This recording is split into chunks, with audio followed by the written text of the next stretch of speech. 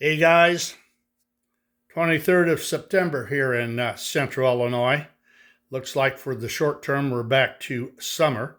I'd give anything for a really decent rain. Couple inches, I'd even settle for 6 if it didn't come in 45 minutes. But anyhow, we're moving forward with the Kingsbury. We finally got the die-cast wheels pressed on. And I always have a hard time with this stuff. And not knowing exactly what to do with this because all this stuff has to be shimmed out. So I used axle collets. That was the best way of doing it instead of trying to put washers or a shim on the outside and pressing it on and then pulling it back off. So this works real well. Now on the back, on the geared side, you only need one because the gear's got to be basically flush against the frame. And if you put a collet on the inside, it stops it from moving left or right. You set it however you want. Same way, but I got to have two on this. So, and I'm always worried about gauging stuff. So let me show you. Here again, one-handed. But if you watch this, there's just a little wobble. Now, this is 42 inch, and this is the standard I set everything by. The problem is, if you gauge this to the 72 inch, now look how much more slop you have here, because this is more straight.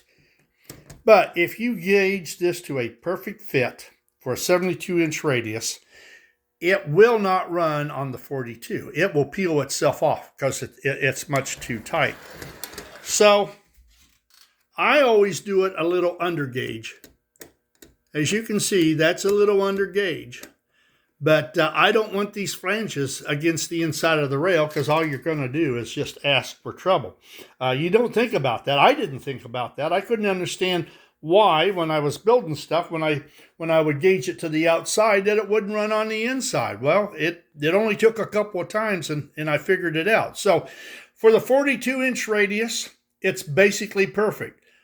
For the 57 and the 72, it's a little on the sloppy side, but I prefer sloppy.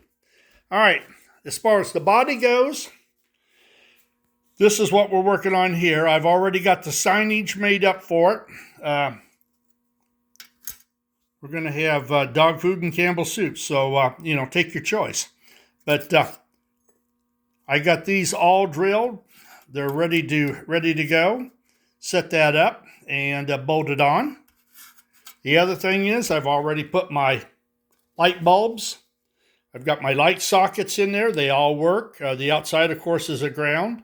I'm making a ring. This is a 392. I cut out the inside. Then I take this and I cut it back. Now this ring just sits here, but the pressure of the light bulb will keep it tight against the face of the trolley. So I got to make another one. This one's a little bit loose. I don't know. It won't sit there and vibrate, but I wanted more pressure on it. I'm getting what's called a 5C collet, which is basically in the same diameter as what this headlight ring is. I'll take this out and put this in my lathe, and I'll cut this back. And the next one I do, hopefully, I'll cut it a little slightly oversized, but not so big that the light bulb bottom won't bottom out in the receptacle, and then this will be tighter. But like I say, that's really not that bad. And I didn't make that for this one. This ring, I was cut it back a long time ago for something else that I never did. The other thing that I'm going to do, I got the roof soldered onto it. Got the dimples and the little bends pretty much filled in. There ain't a whole lot you can do with this stuff. This isn't the most perfect sheet metal in the world. And I was out online looking at some originals, even originals that are in nice shape. Their roofs aren't always on right. They're just they're set on top. They're a loose stamping, and they just spot weld them. In fact, that's what you're looking at there. I cut that roof off to get those spot welds so I could get to the inside of it. I am not going to use my little people like I had talked about. I'm going to take Mylar and I'm going to put that on the inside, and I'll take and I'll do what I did here. I'll rubber stamp my passengers on there. That they look good. I like that look. I will put interior lights in this on both ends. There's a flat steel plate that goes across here. Then it's already drilled, and then this will sit down. The bolts are already soldered in place. They will sit down over that plate, and then I'll put the 4 screws on the back side, and it will be secure. I still have to work on my cow catcher. I'm getting pretty close to that. So we're pretty doggone happy with the way things are. Now I'll show you how this runs. It is more stable now because all the wheels are the same size. If you remember, the last time I did this, everything was template except the drive wheel. Well, these die-cast wheels are slightly bigger outside diameter than what the 200 series wheels were, which I didn't realize that. I thought they were all the same. I was wrong. So now that I've got everything of the same size, it sits level on the track. So, and this has been a real problem, or not a real problem, but it's been a hassle too. I've got it converted over now to AC. I put a, what did I put in? A resistor.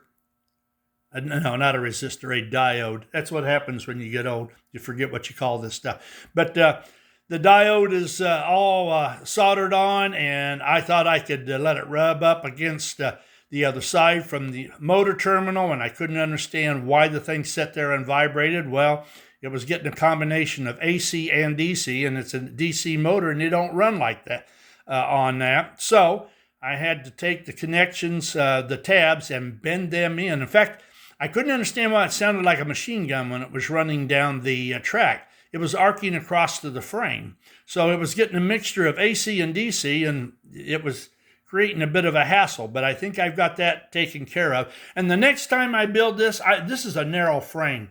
I made this frame real narrow because I had intended to use, like I said, template wheels with axle collets soldered to the back. So all I had to do was set the set screw, and I had my wheels on it.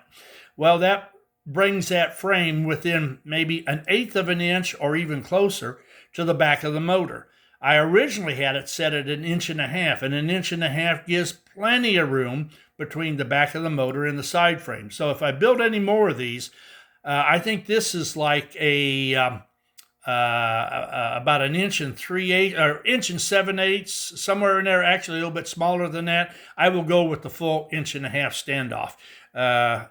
It just that the way I wanted to do it is not doable, so I might as well just do it easy and not have other problems that narrowing it down can cause in the mix. So here we go with this.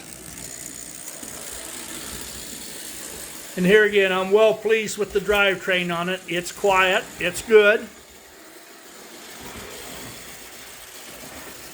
I'm glad for the fact that the paint booth is literally just around the corner.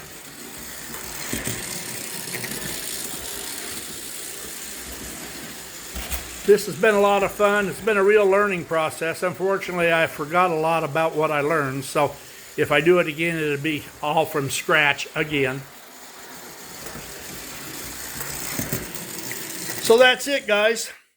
We'll continue to work on this. Hopefully the next time you see it, it will literally be assembled and shot in primer, because I test everything over and over and over again to make sure it's right, because I don't want to get to the point where I've got it painted in color and then all of a sudden I can't get it together, or I can't apply something that I originally applied when it was in bits and pieces. So that's where we're at. You guys have a good weekend. Enjoy this weather while you can.